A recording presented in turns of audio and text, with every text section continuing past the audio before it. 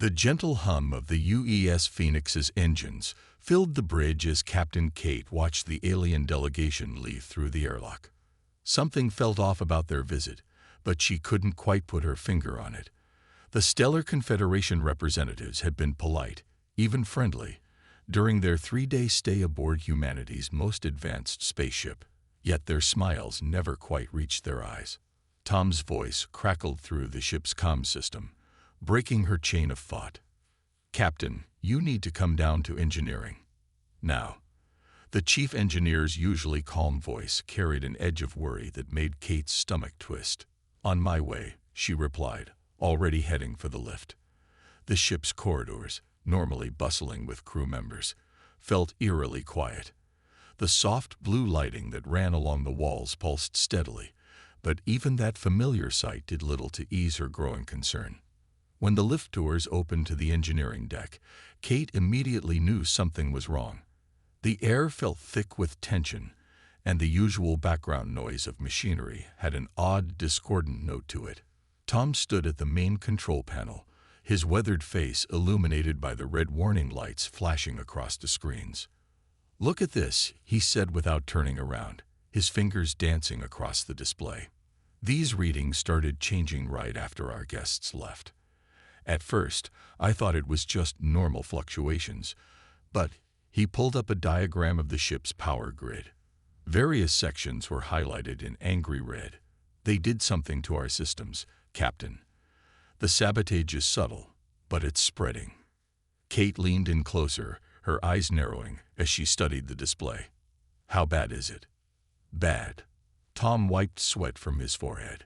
"They somehow introduced a cascading failure into our main systems. The power grid, life support, navigation, they're all showing signs of degradation. We've got maybe 3 days before critical systems start failing completely." The captain's hands clenched into fists. "Can we fix it?" "That's the thing," Tom said, pulling up another screen filled with code that made no sense to Kate.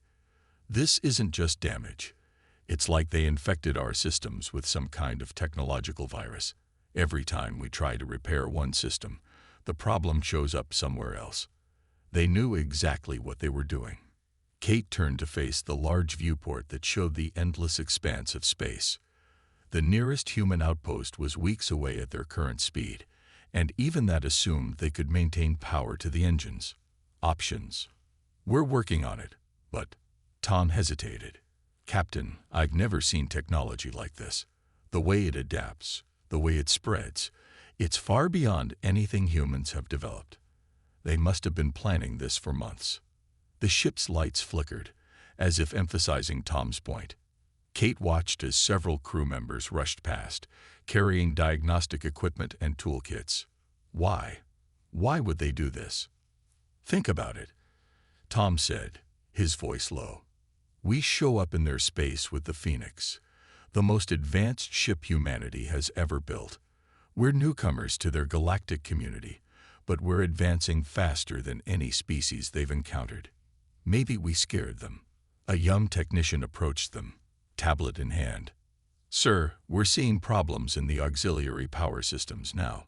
Whatever they did, it's spreading faster than we anticipated." Kate felt the weight of command settling heavily on her shoulders. 300 crew members were depending on her to get them out of this mess. "Tom, I want you to put together a team. The best engineers we have. Work in shifts if you have to, but find a way to stop this." "Already on it, Captain." Tom turned to the technician. "Get Mike from Quantum Systems up here. Tell him to bring everything he has on alien tech analysis.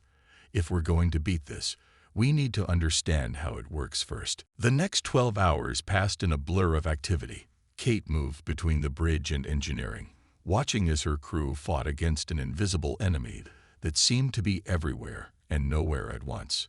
The ship's systems continued to degrade, but slower now that they had identified some of the attack vectors. In engineering, Tom and his team had taken over an entire wall with diagrams and data streams. Mike, the young quantum systems specialist, sat cross-legged on the floor surrounded by tablets and portable computers, his eyes red from staring at screens for hours. The way this thing moves through our systems, Mike said, looking up at Kate as she entered. It's like it's alive. Not actually alive, but it adapts to everything we try. Traditional antivirus measures are useless against it. Show me, Kate said, kneeling beside him. Mike pulled up a visualization of the ship's computer network. Streams of red moved through the system like blood through veins, splitting and recombining in patterns that seemed almost organic. See how it reacts when we try to isolate a section, he demonstrated, and the red streams immediately found new paths around the blockade. It's the most advanced programming I've ever seen.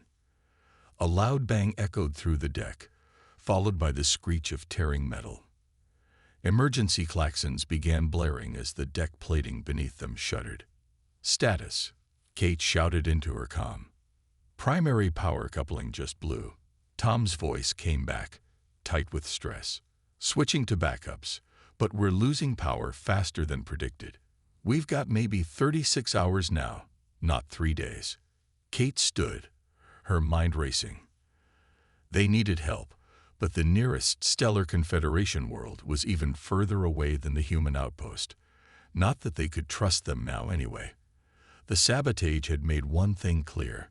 Humanity's so-called allies saw them as a threat to be eliminated. Mike, she said suddenly, you said the programming is the most advanced you've ever seen. What if that's our advantage? The young engineer looked up, confused. What do you mean? They gave us access to their technology. Yes, they're using it against us, but it's still here, in our systems. We can study it, learn from it. Tom joined them, his face streaked with grease. You want to analyze the virus while it's actively trying to destroy our ship. That's risky, Captain. Riskier than doing nothing. Kate asked. They think they've beaten us. They think humans will just give up and die out here. But they don't understand who they're dealing with. Mike's eyes widened as he caught on to what she was suggesting.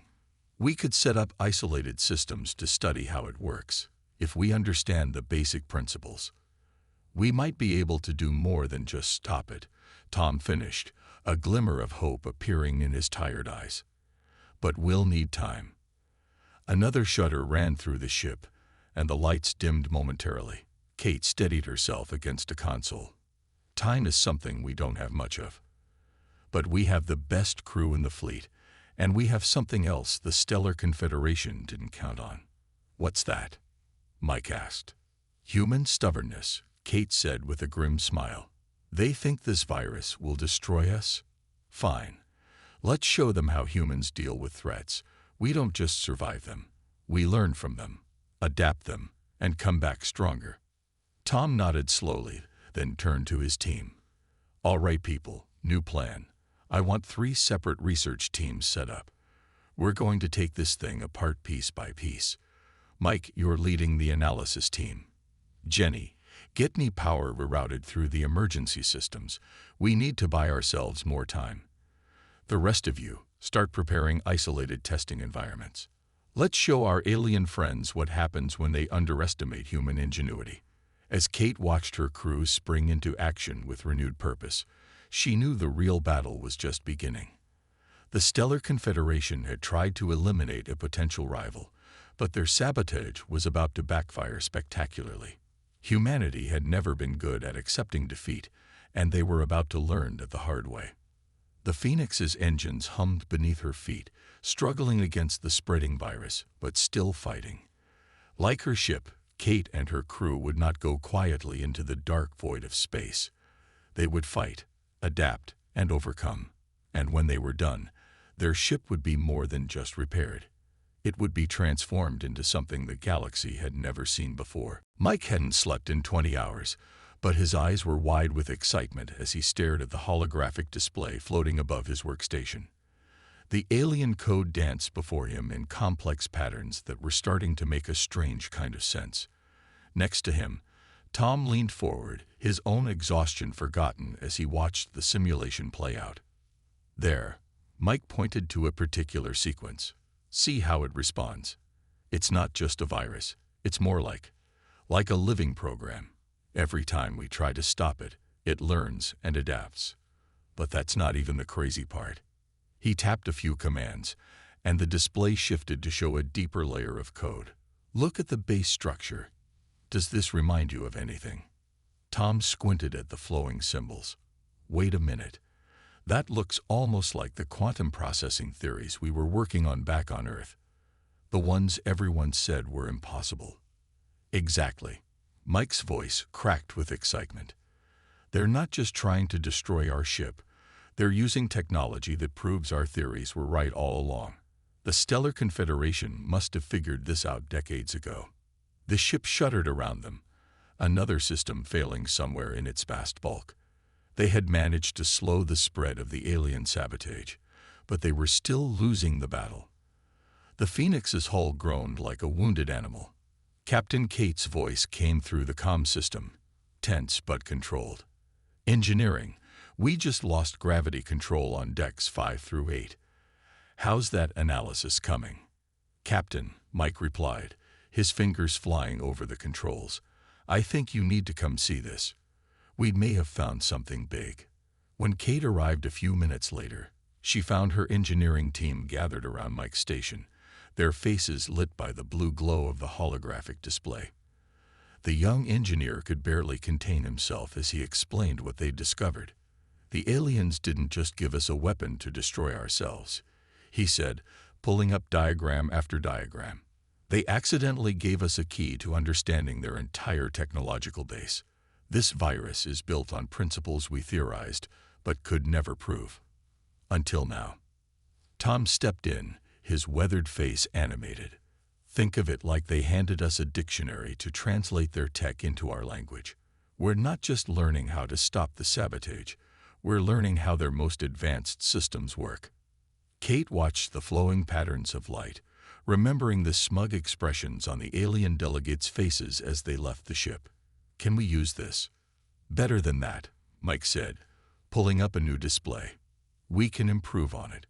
Look, their quantum processing is amazing, but it's rigid. They follow the rules they discovered centuries ago, but they never thought to question them. We humans, though, we love breaking rules. The next few hours were a blur of activity.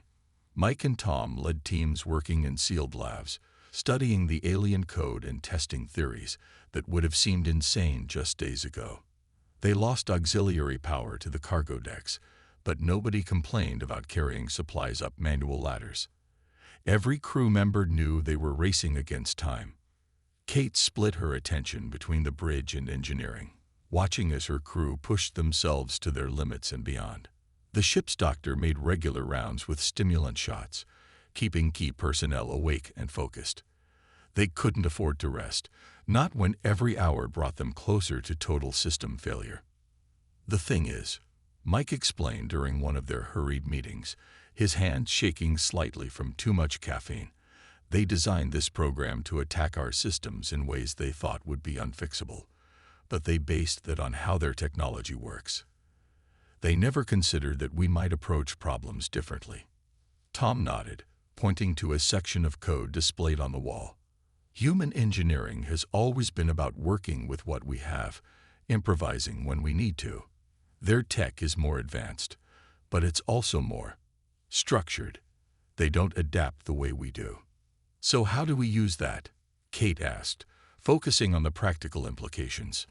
Mike grinned, looking almost manic with exhaustion and excitement.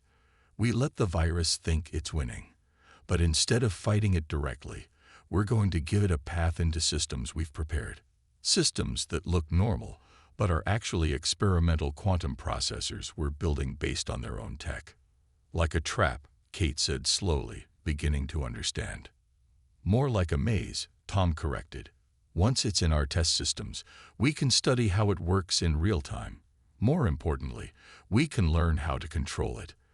The very thing they're using to destroy us could become the foundation for upgrading the Phoenix beyond anything they imagined possible. A loud alarm blared through the ship, and red warning lights began flashing.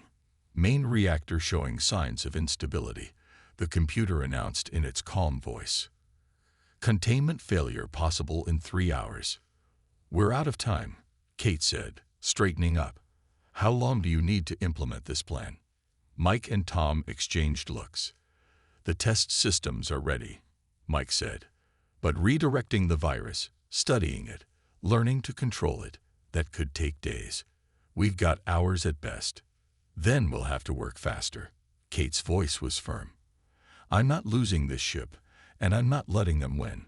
Whatever resources you need, whatever personnel, they're yours. Just make it happen." The engineering deck became a hive of controlled chaos.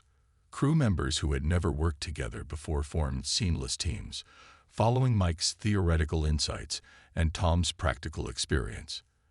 They cannibalized non-essential systems, rebuilding them into quantum processors that barely anyone understood, but everyone hoped would work. As they worked, more systems failed across the ship. Life support was running on backups, and the artificial gravity flickered unpredictably. But with each passing hour, they understood more about the alien technology that was trying to destroy them.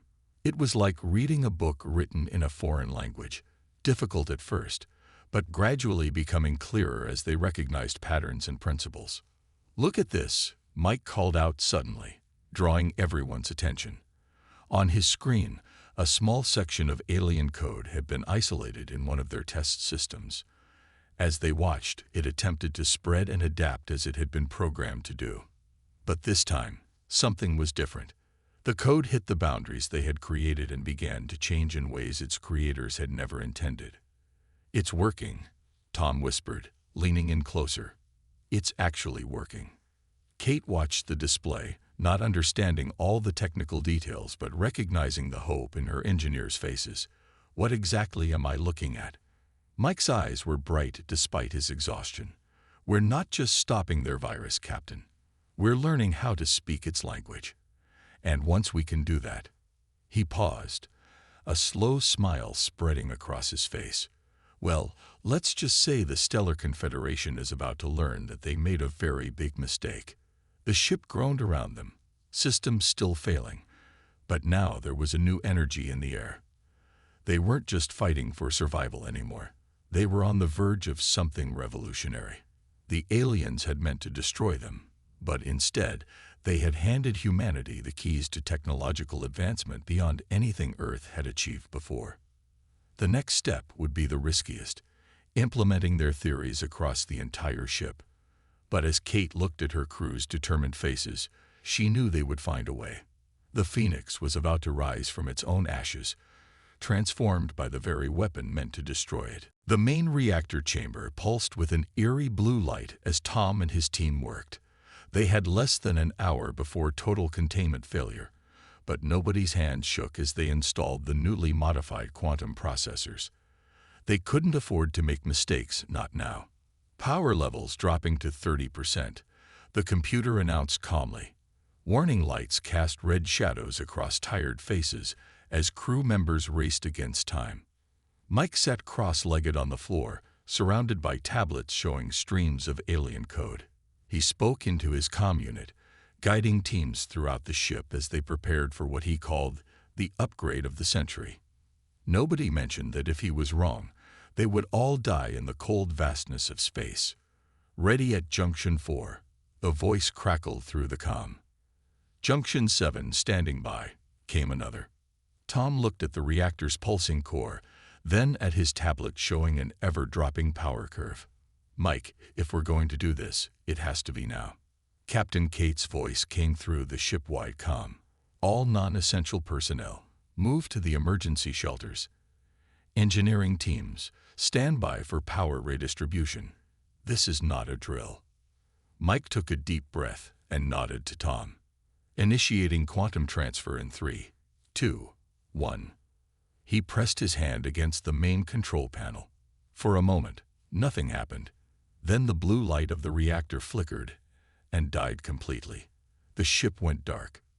In the pitch blackness, someone whispered, "Did it work?" A new light began to grow. Not the familiar blue of the reactor, but a strange, shifting purple that seemed to move with a life of its own. The emergency lights flickered back on, powered by the last of their backup systems. "The virus is responding," Mike said, his eyes fixed on his displays. "It's following the path we created, moving through the quantum processors exactly like we planned." Tom watched as indicators across his screen began to change. Power levels rising. 10%, 20, 30. The deck plating hummed beneath their feet with a new note, different from anything they'd felt before. Across the ship, systems that had been dead or failing suddenly sparked back to life. 50%, 70. We're past normal operating capacity and still climbing. Kate's voice cut through the excitement. "Engineering, what's happening down there? We're getting some strange readings up here." "It's working, Captain," Mike said, his voice filled with wonder. "The virus isn't just being contained, it's being integrated. We're using its own adaptive properties to enhance our systems.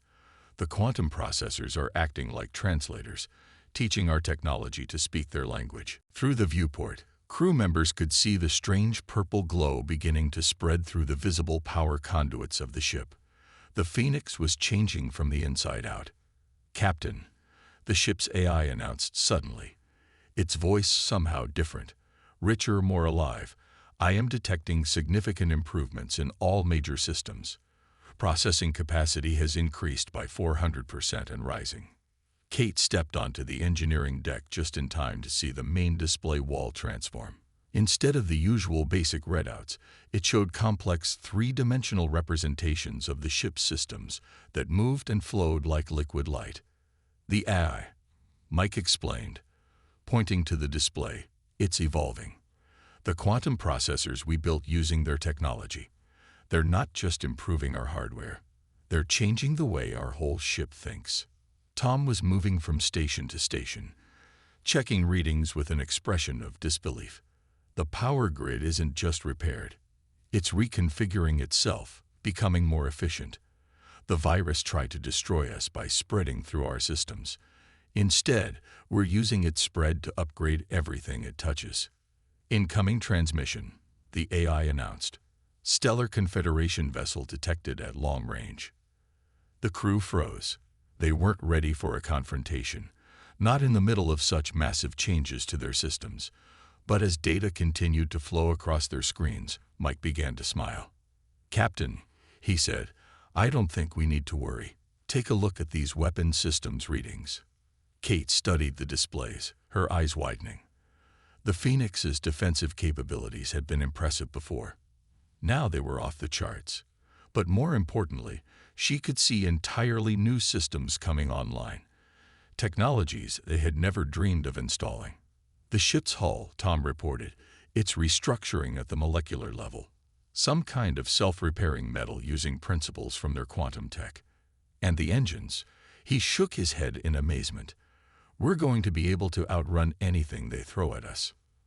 The purple glow had spread throughout the ship now, settling into a steady pulse that matched the rhythm of the new power systems. Crew members emerged from their shelters to find their stations transformed, displays showing capabilities that would have seemed like magic just hours ago. "Multiple Confederation vessels now detected," the AI reported. "They appear to be on an intercept course." "Let them come," Kate said quietly. "Tactical, give me a full analysis of our new capabilities. Engineering, I want to know everything this ship can do now. We're not running from them. We're going to show them exactly what happens when you underestimate human ingenuity." As her crew scrambled to understand their transformed ship, Kate walked to the main viewport. The Phoenix had been the pride of Earth's fleet before.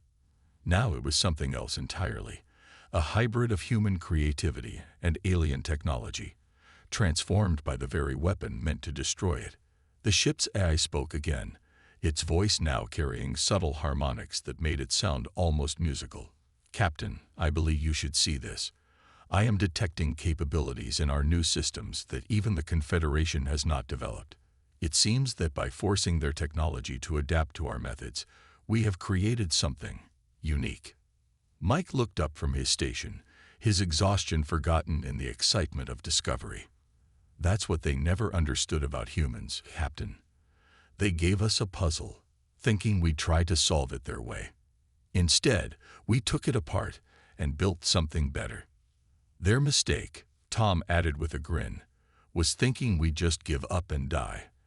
They didn't realize that humans have been taking things apart and improving them since we first picked up stones as tools. Through the viewport, they could see the first glimpses of the approaching Confederation ships, still hours away at normal speeds. But the Phoenix was no longer bound by normal limits. Its hull gleamed with a subtle purple sheen, power coursing through newly formed quantum circuits that defied conventional physics. Kate smiled as she watched her crew work, already mastering systems that hadn't existed hours ago. The aliens had tried to eliminate a potential rival, but they had only succeeded in pushing humanity to evolve faster than anyone could have predicted. The Phoenix wasn't just repaired, it was reborn. The Stellar Confederation fleet emerged from faster-than-light travel in a dazzling display of light, their ships arranged in an attack formation that might have been intimidating just a day ago. Now, as Captain Kate watched them approach on the Phoenix's enhanced sensors, she felt only a calm certainty. 5 heavy cruisers, 3 destroyer-class vessels, and what appears to be their flagship, the AI reported, its evolved voice carrying subtle tones of curiosity. Their weapon systems are powered up, but their shields show signs of inefficiency that our new sensors can detect. Mike hadn't left his station in engineering for hours, fascinated by the continuing evolution of the ship's systems. "Captain, you need to see this. The quantum processors aren't just running the ship anymore. They're improving themselves. Every minute we're getting stronger." A communication request flashed across the main screen. Kate straightened her uniform and nodded. "Accept transmission." The alien commander appeared on screen. His scaled face, set in what they had learned, was an expression of superiority. "Human vessel Phoenix, your ship is showing unusual energy signatures. Power down your systems immediately and prepare to be boarded. This is your only warning." Kate smiled slightly. "I'm afraid we can't do that, Commander. You see, we've been making some improvements since your last visit. Would you like to see them?" The alien's face shifted to a deeper shade of green. Anger, they had learned. "Your species' arrogance is remarkable. You were meant to be eliminated quietly, avoiding unnecessary conflict. Now you force us to make an example of you." "About that," Kate replied, glancing at her tactical display. "Tom, why don't we show them one of our new tricks?" In engineering, Tom grinned and entered a series of commands. The Phoenix's hull rippled with purple energy, and suddenly the ship split into perfect duplicates. 5 identical vessels surrounding the Confederation fleet. "Impossible," the alien commander sputtered. "This is beyond your technology level." It was, Kate agreed. "But we've had some help. Your sabotage program made an excellent teaching aid, though I don't think we're using it quite the way you intended." The tactical officer's console lit up with warnings. "Multiple targeting locks from the Confederation fleet, Captain. They're preparing to fire." "Defensive systems status?" Kate asked calmly. "The new quantum shields are operating at 400% of our original capacity," the AI reported. "Additionally, I have developed 14 new defensive protocols based on the combined knowledge of human and Confederation technology." The alien commander's face had lost its superior look, replaced by something closer to fear. "Stand down, humans. You don't understand the forces you're playing with." "Actually," Mike's voice came through the comm, "I think we understand them better than you do now. Your technology is impressive, but it's stable, unchanging. You never thought to question it, to push its limits. But that's what humans do best." The first shots from the Confederation fleet lit up space and passed harmlessly through 4 of the Phoenix duplicates. The real ship's quantum shields absorbed the rest of the barrage, the energy rippling across their surface in beautiful patterns. "Return fire?" the tactical officer asked. Kate shook her head. "No, show them something else instead." The Phoenix's hull began to glow brighter, the purple energy coalescing into visible streams that connected all 5 projections of the ship. The AI's voice carried a note of pride as it reported, "Quantum field stabilized. ready to demonstrate new faster-than-light capabilities. In engineering, Mike and Tom watched in amazement as their improvements took on forms they hadn't even imagined. The ship wasn't just using the alien technology, it was reinventing it. The quantum processors, Mike said excitedly, they're not just computing anymore. They're rewriting the laws of physics on a local level. The aliens use this technology to follow rules. We're using it to break them. The Phoenix and its duplicates began to move in perfect synchronization, creating geometric patterns in space that seemed to bend reality itself. Each movement left trails of purple light that formed complex, mathematical structures. On the Confederation ship sensors, alarms were blaring. They had never seen anything like this before. Their own technology, refined over centuries, was being used in ways they had never imagined possible. What you're seeing, Kate told the increasingly agitated alien commander, is what happens when you give humans a puzzle to solve. We don't just find the solution. We rewrite the rules of the game. The Phoenix's duplicates suddenly collapsed back into the original ship, but the purple energy patterns remained, forming a complex web around both fleets. The AI announced, "Captain, I am detecting quantum entanglement effects on a massive scale. We can now predict the Confederation fleet's movements before they make them." The alien commander's transmission crackled with interference as their systems struggled to cope with the Phoenix's transformations. "This is unprecedented. Your ship should have been destroyed by our program." "Here's what you don't understand about humans," Kate said, leaning forward in her chair. "We learn from everything, even from attempts to destroy us. Your sabotage program was complex, yes, but it was rigid, designed to follow specific patterns. We saw those patterns and found ways to change them, to improve them." As if to demonstrate her point, the Phoenix's hull suddenly became translucent, then shifted through various states of matter before returning to its solid form. The quantum processors had given them control over the fundamental properties of their own ship. "Captain," Mike called from engineering, "the AI is showing signs of another evolutionary leap. It's not just running the ship anymore. It's starting to understand the underlying principles of the universe in ways our scientists never dreamed of." The Confederation fleet held their position, weapons still armed but no longer firing. They were witnessing something unprecedented, a ship that had taken their most advanced technology and transformed it into something new, something that defied their understanding of what was possible. "Your ship," the alien commander said slowly, "what have you turned it into?"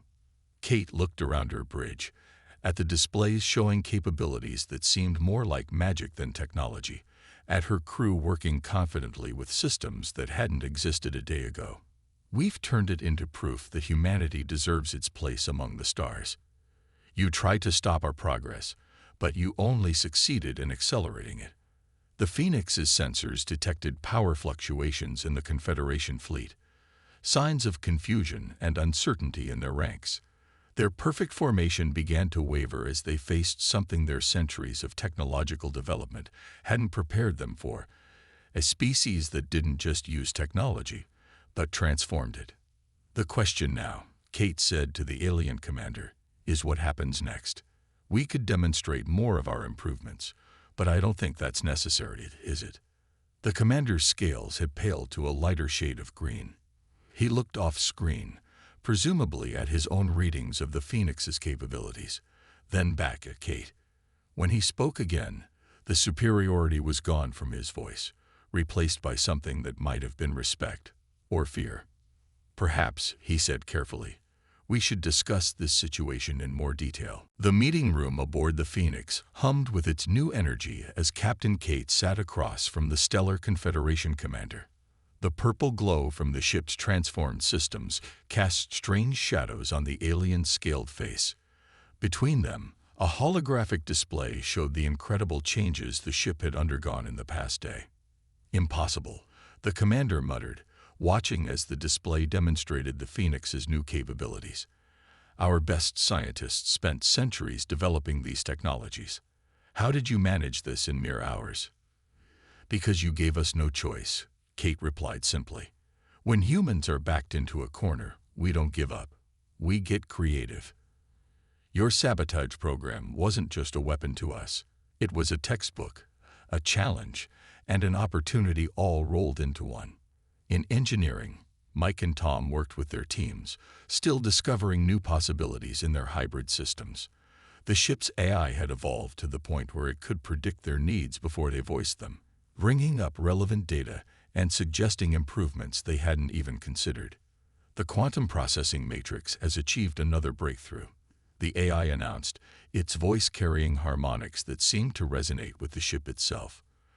I am detecting similar possibilities for advancement in the Confederation fleet systems, though they remain dormant due to current programming limitations. The alien commander's eyes widened at this. You can read our ship's systems. We can do more than that, Mike said, joining them in the meeting room. His uniform was wrinkled from hours of non-stop work, but his eyes were bright with excitement. We can improve them. Your technology is incredible, but you've been using it the same way for so long that you've stopped seeing new possibilities. Tom entered behind him, carrying a data tablet showing complex quantum calculations. Your sabotage program was designed to exploit what you saw as weaknesses in our systems. Instead, it showed us how to make our systems more adaptable, more alive. The Phoenix isn't just a ship anymore. It's becoming something entirely new. As if to emphasize his point, the walls of the meeting room briefly became transparent, showing the space around them, where the Confederation fleet hung in formation. The commander flinched, but Kate remained calm, knowing the ship was simply demonstrating its enhanced capabilities. The quantum processors we developed, Mike explained, they don't just compute. They learn, adapt, and evolve. And because we built them by combining your technology with human innovation, they can do things neither of us thought possible. The ship's AI joined the conversation, its holographic interface showing the complex web of improvements spreading through the Phoenix's systems.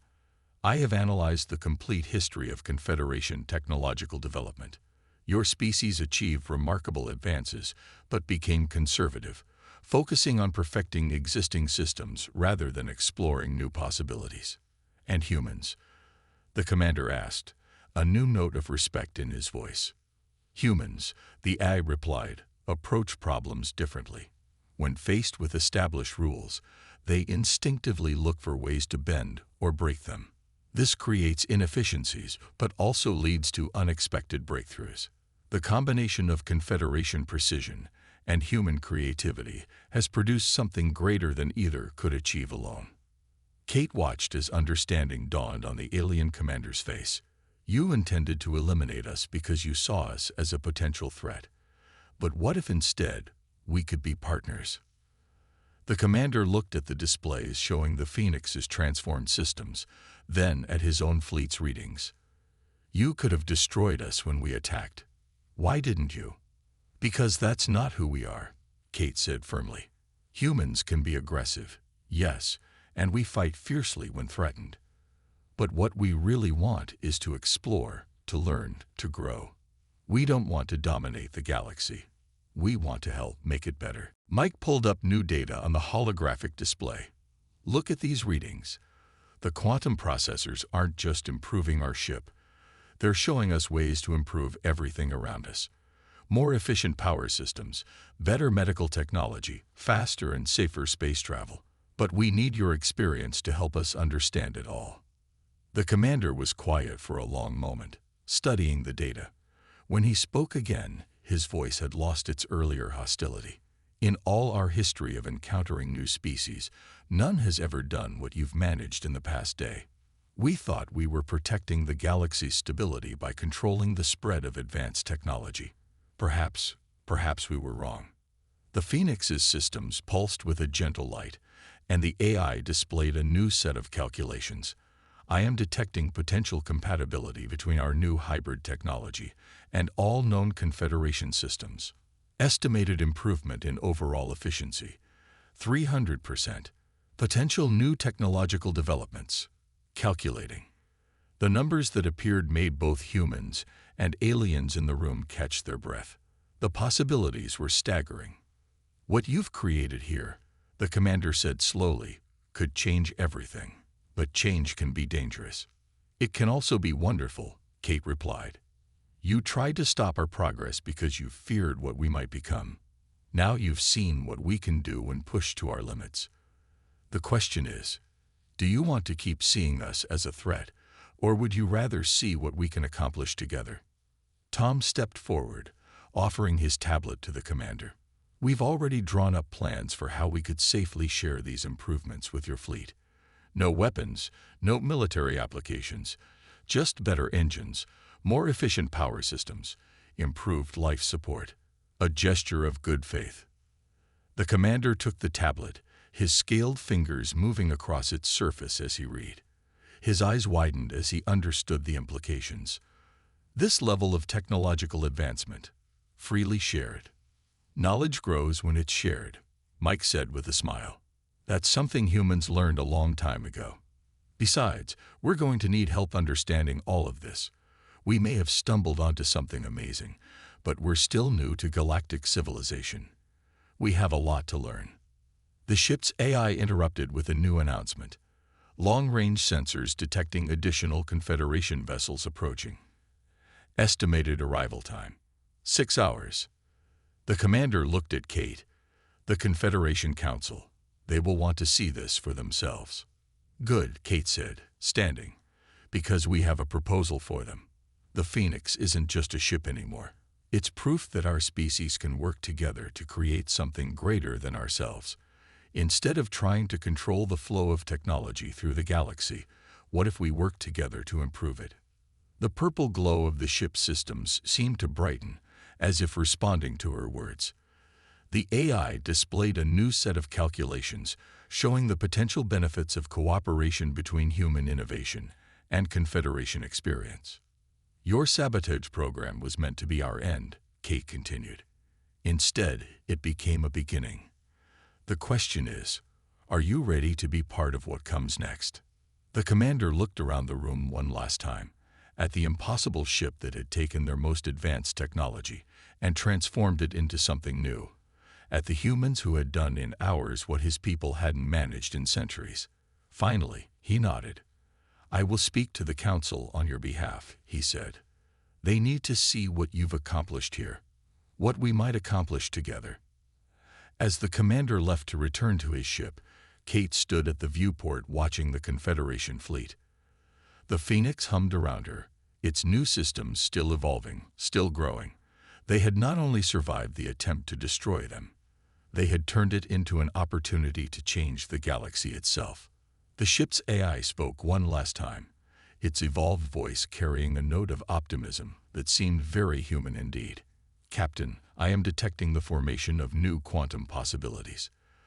The future, it seems, is about to become very interesting." Kate smiled. Humanity's first steps into the galaxy hadn't gone as planned, but maybe that was fitting. After all, doing the unexpected was what humans did best.